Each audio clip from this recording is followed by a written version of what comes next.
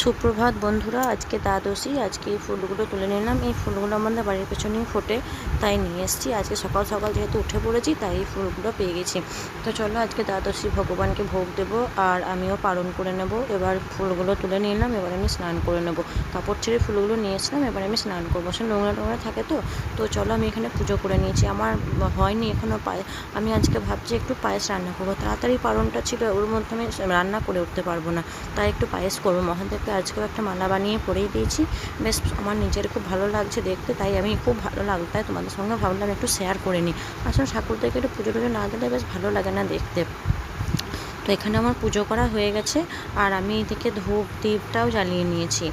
ধূপ দিয়েছি, প্রদীপ দিয়েছি, আর ধূপকাঠি দিয়েছি। আর একটু ভাবলাম যে কর্পূর পুড়িয়ে প্রদীপ জ্বালাবো। তো কর্পূরটাও ভাবলাম এখন এত সকালে জ্বালাবো না, ছেলেটা ঘুমাচ্ছে, পরে জ্বালাবো। তুলসী গাছে যেহেতু একাদশীর দিন জল দিতে নেই, তাই আজকে দ্বাদশী চলে এসেছি তুলসী গাছে জল দিতে। তুলসী গাছে না কোকোপিটটা দেওয়াতে প্রচুর উপকার হয়েছে। কোকোপিটগুলো দিয়েছি, বেশ আমার তুলসী গাছটা না কেমন একটা হয়েছিল, সে কুটে লাগার মতন, কিন্তু এখন দেখছি বেশ লম্বা হয়ে ঝেড়ে গাছটা উঠে গেছে। তো দেখো আমি পায়েসটা বসিয়েছিলাম, পায়েসটা আমার এতক্ষণে হয়ে গেল। এবার আমি একটু দুধ দিয়ে ফুটিয়ে পায়েসটাকে নামিয়ে নিচ্ছি। একটু আম কলা এসব দিয়ে ভগবানকে আমি একটু ভোগ দেবো, তারপরে আমি প্রসাদ নেবো, নিই তারপরে আমার পালন করবো।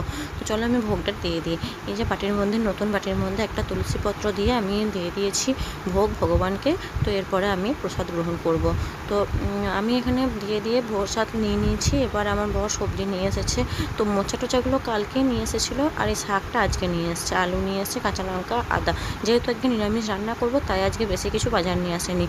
এবার যা দাম, নিরামিষ হলেও বা কী হবে, যে হারে সবজির দাম, অল্প অল্প করে না খেলে মনে হচ্ছে না কিছু না খেয়েই থাকতে হবে।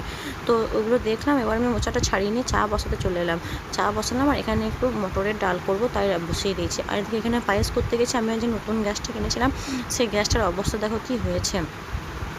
আর এইদিকে আমি ওই পায়েসটা, গরম পায়েসটা প্রসাদটা করে নিয়ে এখানে ঢেলে নিয়েছিলাম। সেটা আমি পরে ভিডিও বানিয়েছি। এটা আমার বরকে দিলাম একটু খেতে। আমার জামা কাপড়গুলো ছিল রাখা, সেই মায়াপুর গেছিলাম, সেই জামা কাপড়গুলো, সেগুলো এতদিনের কাছে অল্প অল্প করে কেচেছি। সেগুলো কেচে এখানে আবার ভাঁজ করে রেখেছি, আয়রন করতে হবে। তো আমার ছেলে বললো, মা আমাকে একটু চাও বানিয়ে দাও। তো ওকে আবার একটু চাওটাও সব বানিয়ে দিলাম।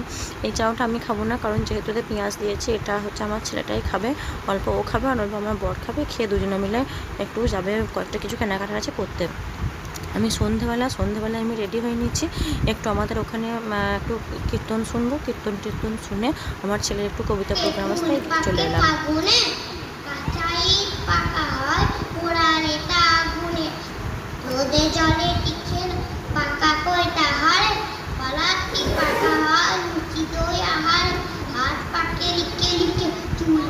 বয়সে জ্যাঠামিকে পাকা ছেলে, বেশি কথা কইছে, লোকে বলে কাঁঠাল সে, পাকে না তো কিলিয়ে, উঠি পাকিয়ে ধরে লেখাপড়া গিলিয়ে, কান পাকে পোড়া পাকে পেটে করে টন টন, কথা যার পাকা নয় কাজে তার ধর, রান্ধানে বসিয়ে পাকে পাক যায় হাড়িতে, হাজরে রাঙারে চোখ ছেলে কান্দে বল, পাকায়ে দড়ি টান হয়ে সে, দু হাতে পাকালে ঘোর, তবু নাই পাকে সে,